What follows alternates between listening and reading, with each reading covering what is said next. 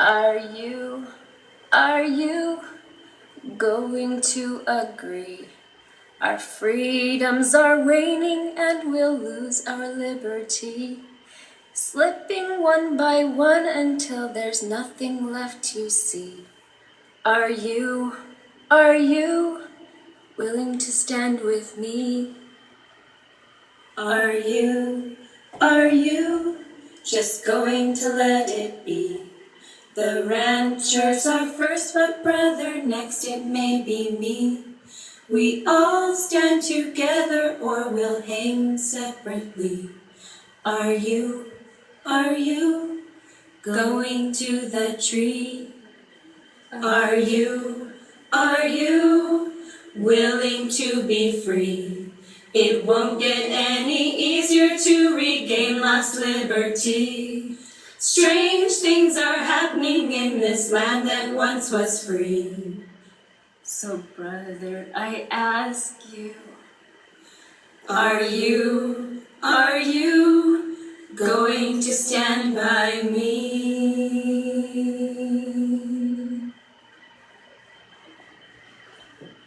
Okay, this is the first video I've ever done that I purposely did, not videotaping my interactions with law enforcement or CPS.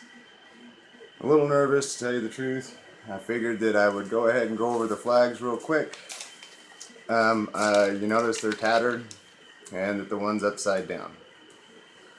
Well, I'm a distressed American, and those are battle flags.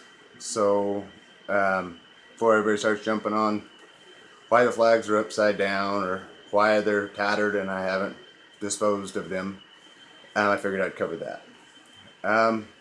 Figure for my first video, I'll start at the beginning. For one, I'm a little bit afraid of doing this. Well, a lot of bit afraid, but I'll get over it. Anyways, I figured I'd start out with me. Okay, I was born to a 16-year-old mother. She got pregnant with me when she was 15, and she had me when she was 16. Oh. Here, hold on. Okay, anyways. And she was in the drug world. I kind of got left in different places, which eventually, by the time I was 7, I had a 4-year-old brother and a newborn sister. My mom left for, not exactly sure, I can't tell you 100% how long she was gone. I remember about a week or two, and someone called Health and Welfare. We were taken from my mom when I was 7. I tried to hide the kids out to stop them from taking us, but that didn't work. They found us. But anyways, so we went into foster homes. I was separated from my siblings. And I gotta say, I wasn't the ideal kid. I thought that I could do what I wanted whenever I wanted, because that's what I did at home. I mean, all the time. And so I went through a lot of foster homes. And just to kind of make it long story short, let's just say that I suffered every kind of abuse you can think of at the hands of CPS. You know, physical, mental, sexual, being degraded, no one listening, reaching out to the caseworkers, and since I was labeled a problem child, nobody listened until, in one case, 2 years later, after a bunch of other kids came forward, they came to question me because they were filing charges against those foster parents and also a caseworker. They were imprisoned for abusing me. So let's just say I had a major distrust for the system and for authority. Now, like I said, not all of the people in CPS are bad. There's a lot of good foster parents out there. I didn't find a lot, but I was labeled a problem child, so they wouldn't put me necessarily with all. I was more in flop houses, you know. I'd stay in one place for 90 days, then they would move me over to this one, and I'd stay there for a little bit and move me over to this one. And some of them, I gotta say, wasn't necessarily their fault. It's because sometimes I would feel too close to the foster parents, so I would push away, act like an ass, pretty much, because I was afraid of being hurt. At the time, I didn't necessarily know that I was doing that, but looking back on it, yeah, that's what I was doing. I was afraid of being hurt. I didn't want no one to get close to me. By the way, I keep looking down because I got a little list so I can try to keep my mind on track. I've been diagnosed ADD, dyslexia, and but those aren't things that I consider honestly a hindrance. I've also had my IQ tested. Let's just say that it's up there. It's above average, a bit above average, but in my opinion, doesn't really mean nothing because this is like my first video. I'm very new to YouTube. I don't even know how to get on that My Face thing. My daughter's going to teach me, she says. But anyways, like when I was a kid, I did seek acceptance from people. So I got into the gang mentality. I never joined a gang, but I hung around a lot of them. They were my neighbors. I never really stayed in one place for more than 6 months, except when incarcerated. I went to St. Anthony's, which a lot of people outside of Idaho won't know what that is, but it was, at least at the time, it was the largest juvenile corrections center in the state. And to be honest with you, I learned a lot there. I learned about controlling my anger more. I was a really angry little kid. I mean, I gotta say I did have some justification for it, but, well, actually, screw that. I had justification to be angry, but I didn't have justification to take it out on others. There I learned a lot. I searched myself a lot, and you do group processes, so I get to hear other people's trains of thought, what they were thinking, why they were doing their crimes that brought them there. I was never really a violent person. Never really considered myself a tough guy.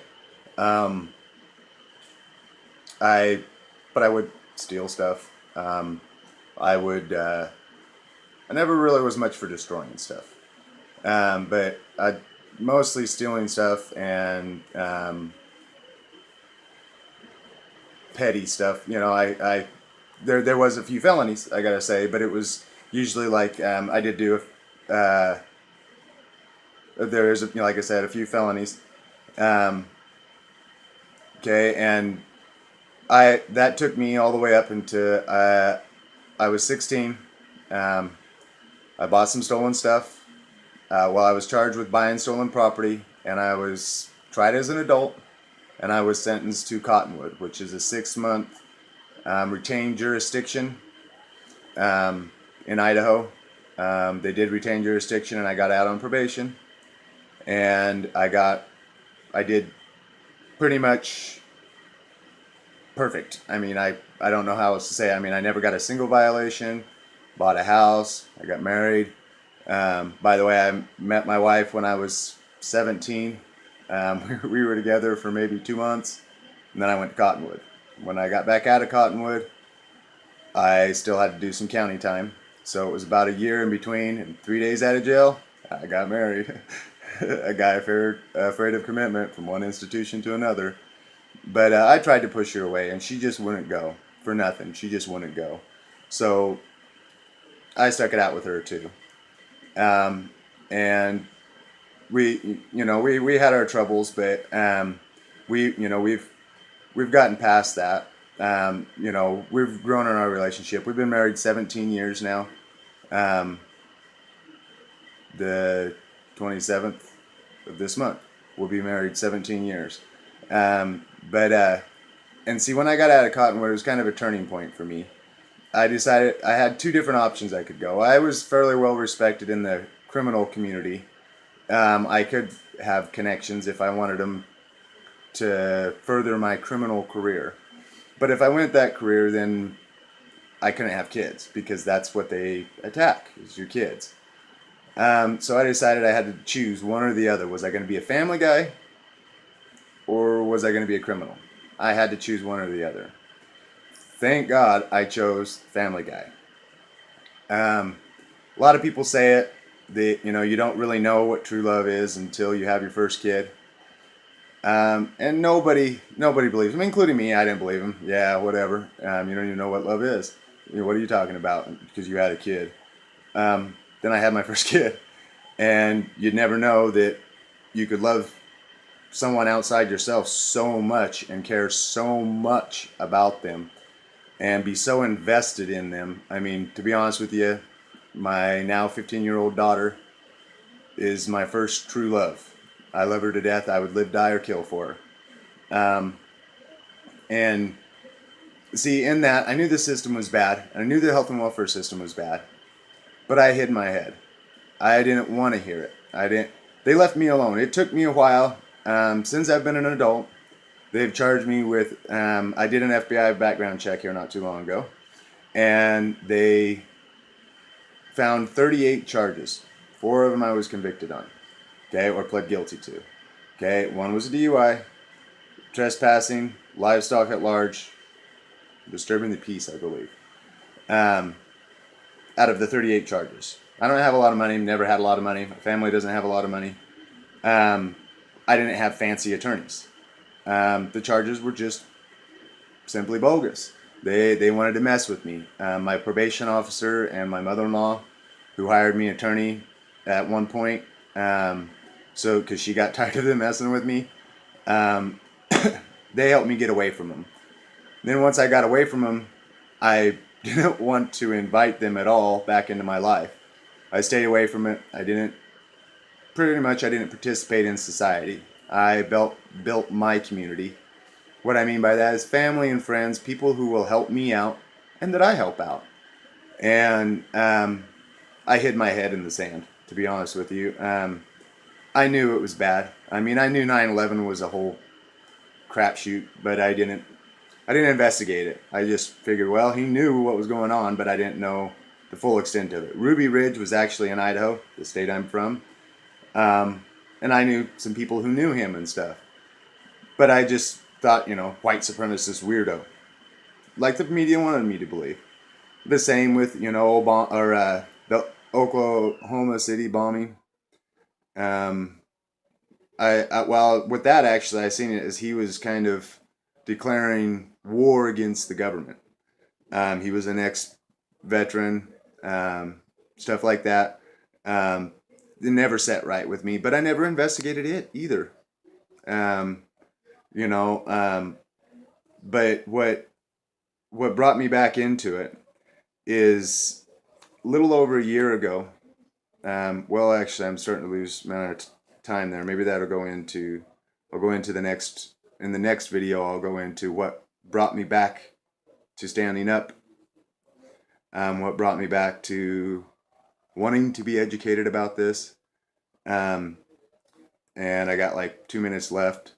So basically, I didn't put this video out for anybody to feel sorry for me. I don't care. I would not wish my childhood on anybody, but God has prepared me for this, I believe.